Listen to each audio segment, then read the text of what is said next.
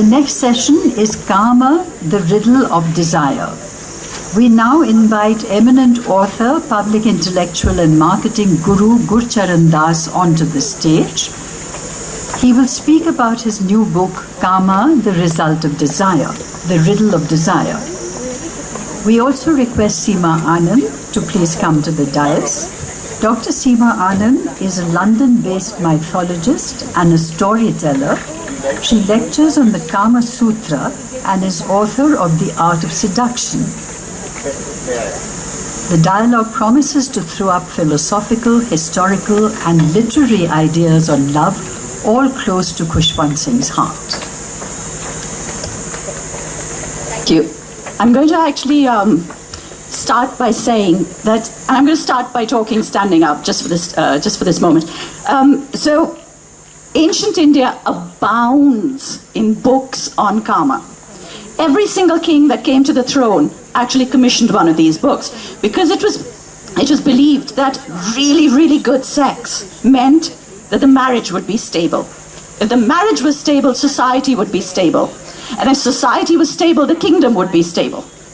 And so, ladies and gentlemen, in the name of national security, we are going to run this session. So, very interestingly, we have a little twilight zone in India that we work with sexual attitudes. 325 AD was when the first ecumenical council of the Catholic Church was set up. And as soon as they set up, they started to talk about how bad sex was. Sex was sinful, pleasure was sinful, it was the road to hell. At the very same time, 300 and something AD, across the oceans, Vatsyayan is sitting on the banks of the river Ganges, and he is writing the Kama Sutra, talking about how wonderful pleasure is, how divine pleasure is, and it is the road to heaven. And somehow over 2,000 years, we have ended up with both these strands right here in India. And we, as the Indians, exist in this twilight zone between these two strands with our sexual attitudes. Between the missionary school teachings and the Kama Sutra subconscious. And so the more books that we have on the subject, the better it is for us. And therefore, I am absolutely delighted to introduce you all to the very newest book on the subject, Kama, the Riddle of Desire, and the great man himself, Gurcharan Das, who wrote it. Now, I'm going to actually start you off with something, because I said to Gurcharan, I said, I want to introduce you with something that nobody knows about you. Can you tell me one of those things? And he gave me a story that actually made me fall in love with him. And so I'm going to actually ask Gurcharan himself to share that story with us, because I think it comes from him better. Well, at 12:35 p.m. on September the 6th, the Supreme Court decriminalized homosexuality. It was one of a number of liberal decisions that have been made on the emotional life in the last 2 months. And it was essentially, the reality is, my son is gay. And he has had a partner with whom he has lived happily for 15 years. But my wife and I couldn't talk about it in public because we were afraid. And everybody has enemies, and we did not want to get him into any kind of trouble. But a great burden was lifted from both my wife and my shoulders at that time. And so I say to you, it's not just this, but it's the decriminalization of adultery. It is the law on privacy. It is the allowing entry of women into temples. I think if we put it all together, we would say that if in 1947 we got our political freedom, and in 1991 we got our economic freedom with the liberalization of the economy, then in September 2018, we've got our emotional freedom as a nation. And here's to emotional freedom. I think emotional maturity is what is going to make our nation. Was this one of the factors, Gurcharan, in actually writing this book? Well, you know, I write my books really about things that trouble me. And if you are an Indian, poverty has to trouble you. And so when I quit the corporate world and became a full-time writer, came back and settled in India, and Frank, the idea of how to make a poor country rich was an obsession. And I began with these columns in the Times of India, which now appear in 7 other languages. And so that book really became the India Unbound. And India Unbound deals with the classical goal of artha, which means material well-being. As one of the sources of happiness is that. Then I was bothered a few years later that while India was rising economically, corruption bothered me. And so I wrote the book, The Difficulty of Being Good, which was about dharma, another goal of life. So it was logical.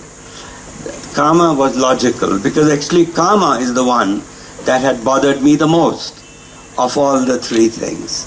And so I think it's a natural, it's really a natural fact, something that bothers us all. And the fact that we sweep it under the carpet. We talk happily about our economic lives, our political lives, but this one we sweep under the carpet. And so I think it's time. It's time to talk about openly, because a nation, a healthy nation, also has a healthy emotional life. Definitely. I think, for a country that we say doesn't talk about sex, we talk a lot about sex. This year, I'm told that 60% of the books that have come out have actually been on some or the other form of karma. So I think we're moving ahead quite happily.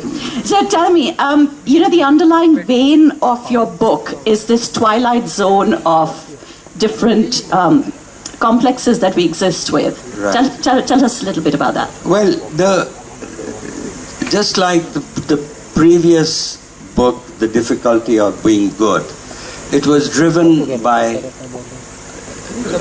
dilemmas, by conflicts that are not easy. In fact, the Mahabharata says that at the heart of life is the melancholic human condition. And by that he meant, by the Mahabharata means that sometimes there are no answers. So really at the heart of this book is a moment when the narrator, there's a fictional narrator who stops the story and then talks about what he thinks is happening to his life. He is facing a dilemma. He's in his mid-40s and he's spent his life slogging, rising in the world, in his company, climbing ladders. He's slogged at home, raising his children. And suddenly the desire in his life wanes. And actually the flowers on this book are the stages of desire in the human life. We can come back to that. But that's the god karma, by the way. The karma is, we've one of the only cultures that elevated karma to a goal of life. And we created a god. And the god has arrows, and these arrows are these flowers that he shoots. Anyway, coming back to this dilemma, Seema, he finds the desire has waned from his life, desire for his wife. He loves his family, he loves his wife. And a week later, he finds himself on the Deccan Queen. And those of you who know the Indian Railways, that's the train that goes from Bombay, VT, to Pune. And she's a beautiful woman. And she sits close by and they get to chatting. And soon it becomes clear that they are attracted to each other. And by the end of the journey, their conversation has become intimate. And it's quite clear that there might be an affair in the making. And so he asks, he wonders, should he go ahead and have this affair? And this is what goes through his mind. He says if he has an affair, he will devastate his marriage. He will hurt the person he loves the most, his wife. He'll hurt his children. And then he thinks, there's somebody who is telephoning in front of me and it's making it difficult to... Sorry, sir. Could we... Excuse me. Sorry, sir. Sorry. Thank you. So he says, well, maybe we could keep the affair a secret. But then he thinks that if he does that, he'll have to lie. And if he lies, more lies will have to be piled upon more lies. Till a point when he will become inauthentic. And so he wonders, maybe then he should not have the affair. But what would be the consequence of not having an affair? Well, the fact is he fears that he will remain discontented. He might end up as a shriveled, old, mean, discontented man. Never having tasted the pleasures of life. Well, having missed a great opportunity, his sort of last opportunity for a certain like a kind of thrilling happiness. And so, I think what this story brings out is a classical dilemma between dharma and karma. We are constantly reminded in our lives that we owe duty to others. But we are never reminded that we also have a duty to ourselves.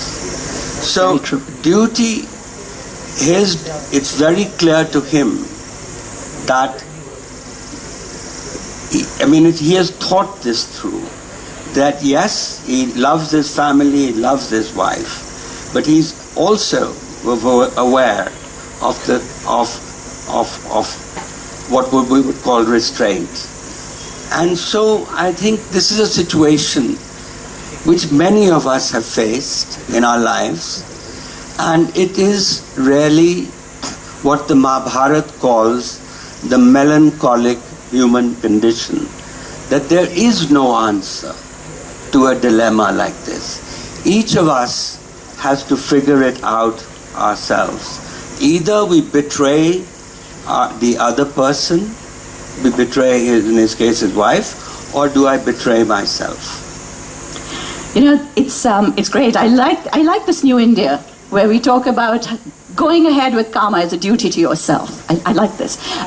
Okay, so Gurcharan has dealt with this dilemma philosophically, and he's looked at the philosophies of both the Western and the Eastern world. And the Western world is Proust and Nietzsche and Tolstoy, and it's, oh my God, it's so heavy and grim and miserable. And then, of course, there is the philosophy of ancient India. There is the ancient literatures, which are just joyous and fabulous. And I like the way the ancient Indians thought about sex and sexuality and pleasure. It really is. So, as somebody who deals with the subject, I'm going to focus on the Indian philosophies, because I do like those better. Now I have to start you off by saying that according to the filmatologists, filmatology, ladies and gentlemen, is the study of kissing. Okay, it is actually an academic study. It is a PhD study. So if you think that you have spent time thinking about kissing, other people have spent far more. It's all right to do so.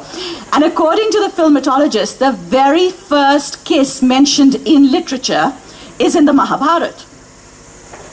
And apparently, the kiss was exported from India by Alexander the Great to the Western world. We started it all, apparently. And so please tell me, because I know that you spent a lot of time researching the Mahabharata and taking from that. Tell us what you have to say about the Mahabharata.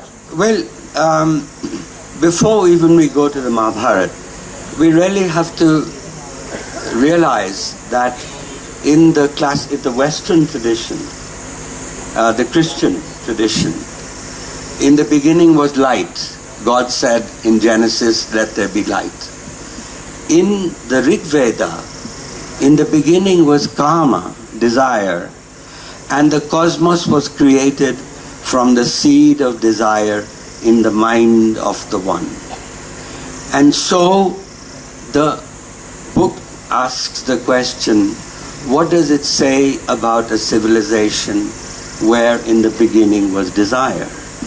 And not only does it say that, but the ancients who were thinking about these subjects, they felt that desire is the source of all action. You wouldn't wake up in the morning if you didn't feel desire. It's the source of creation. It's the source of procreation. And so they elevated it to a goal of life. And they created a god also named Karma. And by the way, I think we would all of us do ourselves a favor if from tomorrow we change the name of Valentine's Day to Kama Deva Divas and take the steam out of the Hindu rite and the Hindutvas who go around and the Romeo squads who go around terrorizing young people. And while I'm talking about the god of karma, one of the wisdom that the tradition had was, and the wisdom really in fact begins with the Arthashastra, I mean the Kama Sutra, because most of us think Kama Sutra is a book of sexual positions. Well, it's actually a book of manners, good manners. It says, for example, that don't talk about yourself. Talk about her when you meet her. Don't talk in Sanskrit. Talk in Prakrit, her language, the language of the people. Don't try to sound like a show-off. And it says, and one of the things it does also say, which is really one of the riddles which comes through. By the way, it talked about kissing. Let me say what Kama Sutra says about kissing. Kama Sutra says, if you are kissed, kiss back. And so what I was trying to say... And with the other several permutations in the most delightfully refined way. Exactly. And so one of the things that the advice that the hero of this book is a fellow called Amar, and who faced this dilemma that I've just talked to you about. Kama Sutra says that, all men look at they see a beautiful woman and they're attracted to her. And all women, they see a handsome man and they feel attracted to him. But after some consideration, the matter goes no further. Now, what a charming way to describe civilized living. And sexual attraction as it should be. And just a normal, natural chemistry that happens. And so, to come back to the cover of this book, so here is the first flower. Yes. So here is the first flower where the two people meet. and there's fascination. Then when they decide to act, that is the Ashoka flower. And that is when they decide to do something about it. And this is the jasmine flower, which is the third stage of love, where there is intimacy. It could be marriage, it could be a live-in relationship or whatever. And then inevitably, as in the story of Amar, over time you have children and hard work. In fact, I'm convinced that the difficulty of bringing up a human child is part of the compensation for the extreme pleasure that we get from sex. And in fact, payback time. And in fact, yes, and not only the bringing up the children, but essentially the human condition.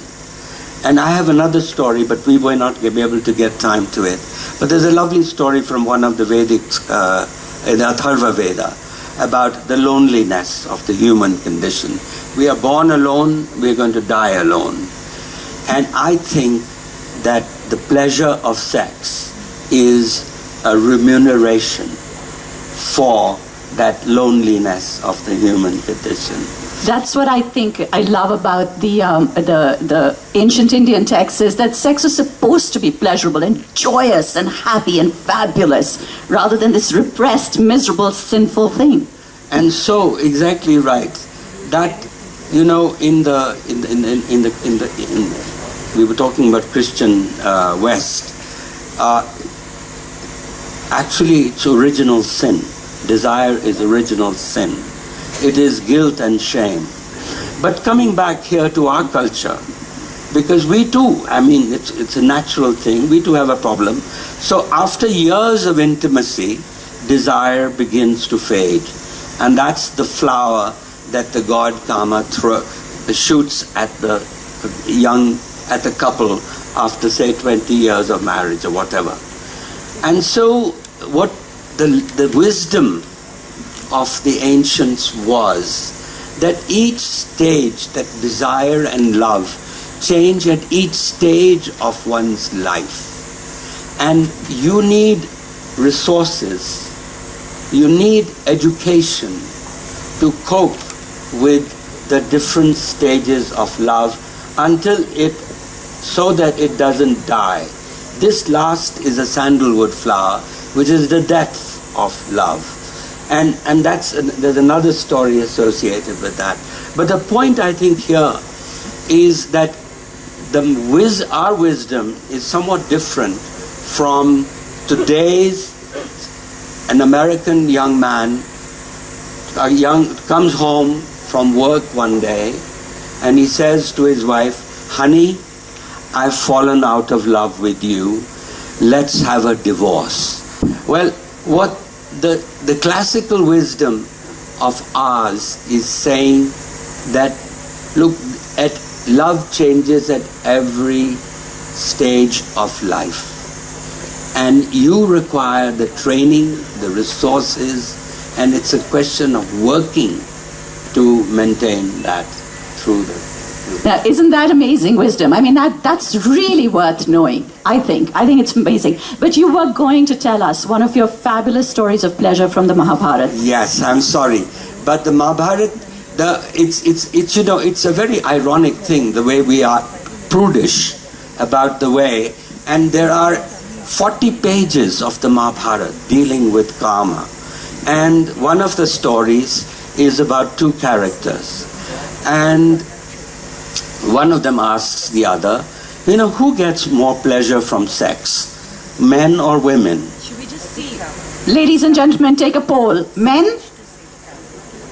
Okay, women? Okay, here's what the Mahabharata says. So,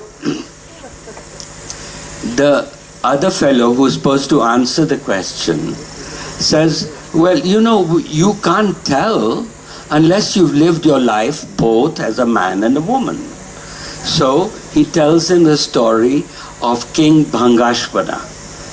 This king lived half his life as a man and the other half of his life as a woman.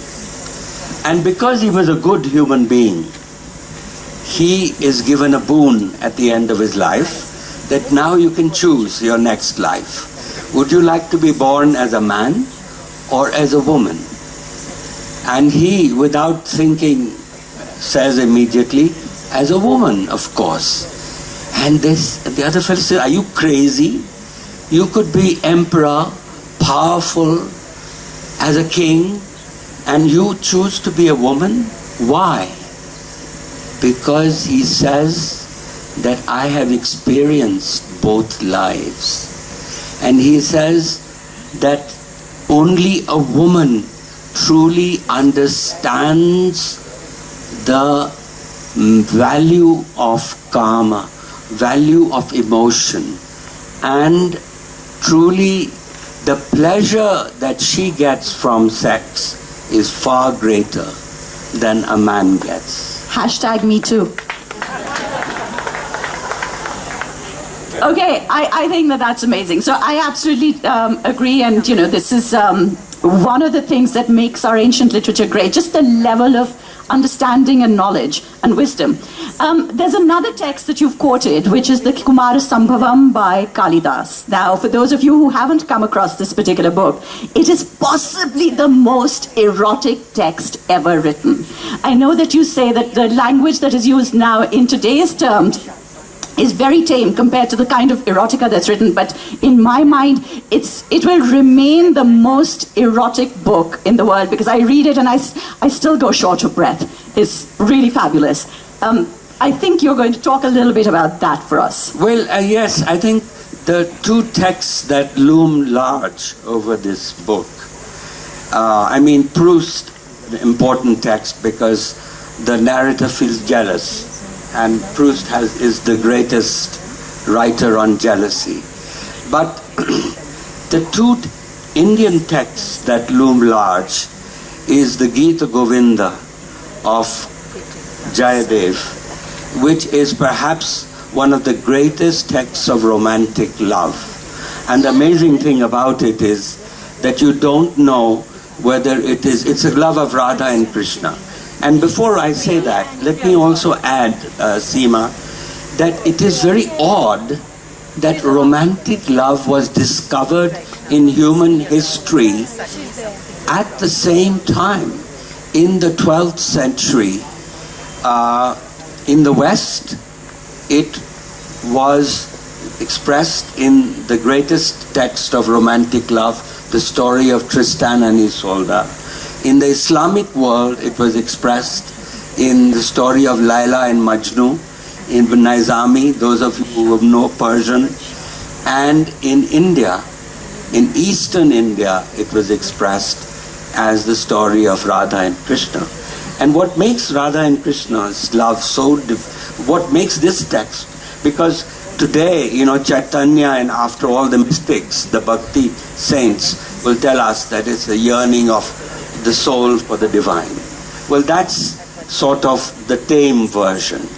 The real version of Jayadev is the fact that it is the love not only of the human soul for the divine, but it's the love of God for one person, not all the world. And she happens to be married. Radha is married. So it's an adulterous love of a god for a woman. But to come to Kumara Sambhava, actually, if you do want to explore this further, I would say read Heifetz's translation of the Gita Govinda. It's written by a poet and a Sanskritist.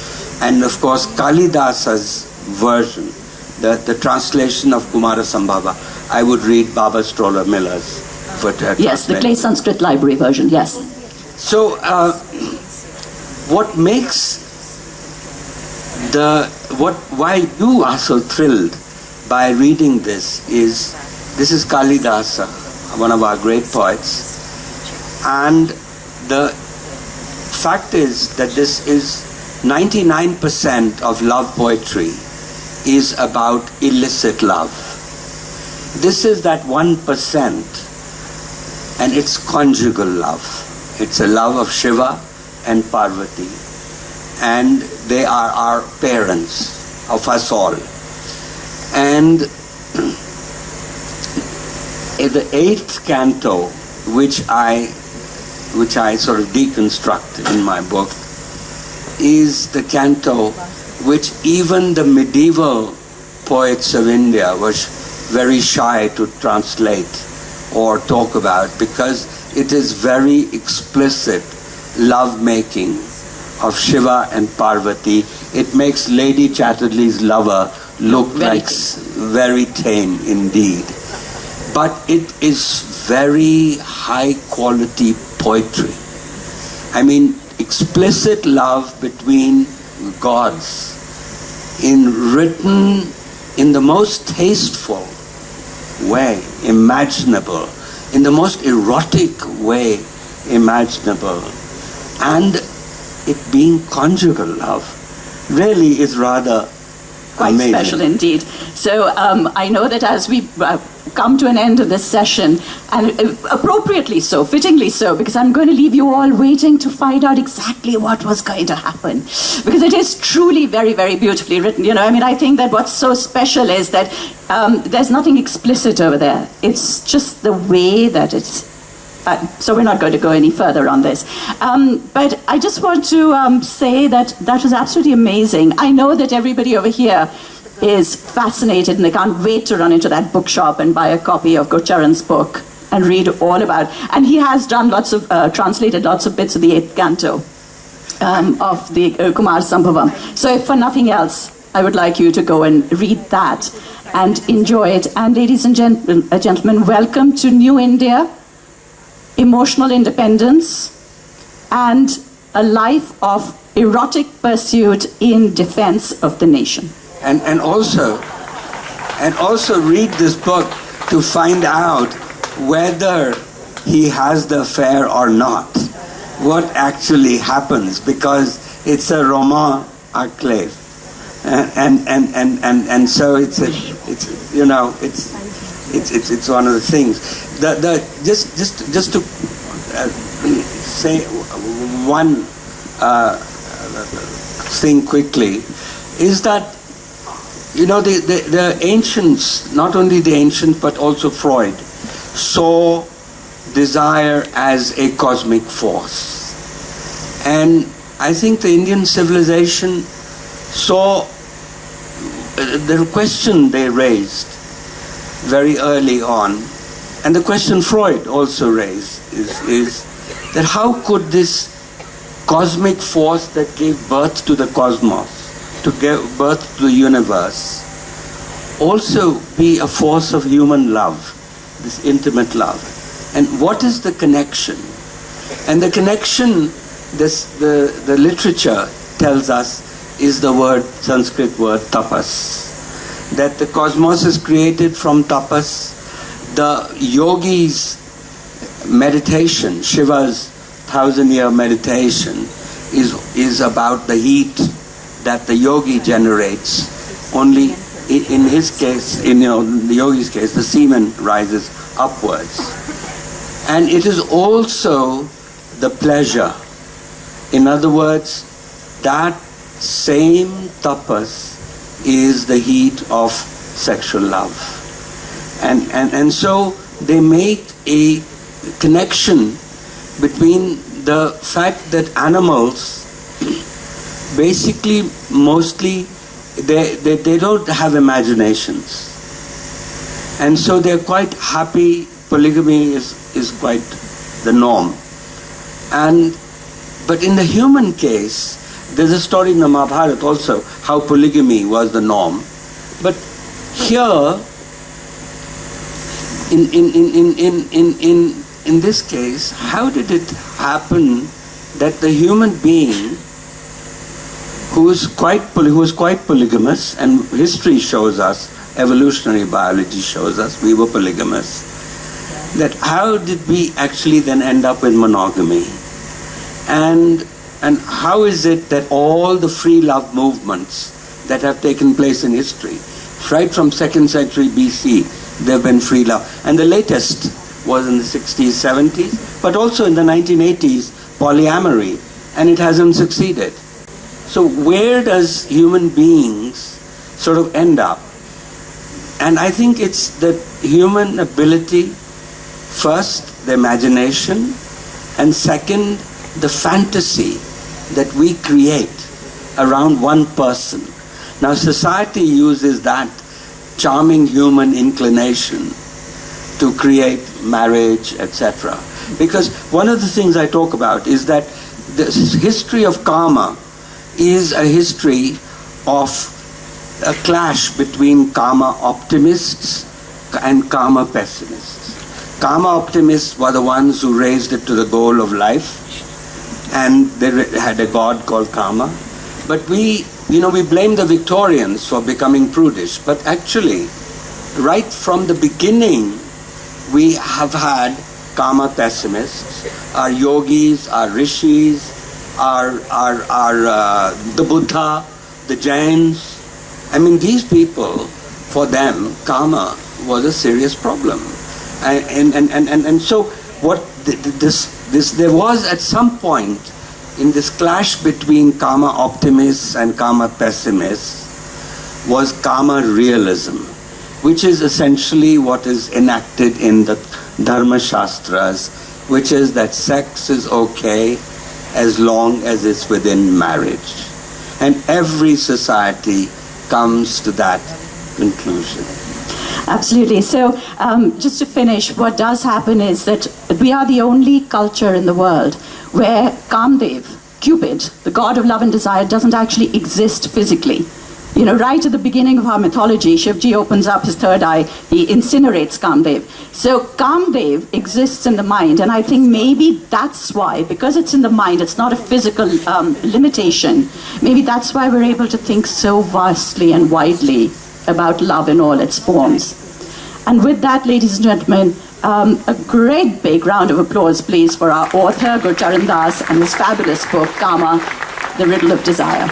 And in celebration of our emotional liberation that we have had, we're living in historic times, let us have a movement, and not only a Me Too movement, but let's have a movement where we change Valentine's Day to Kama Deva Divas.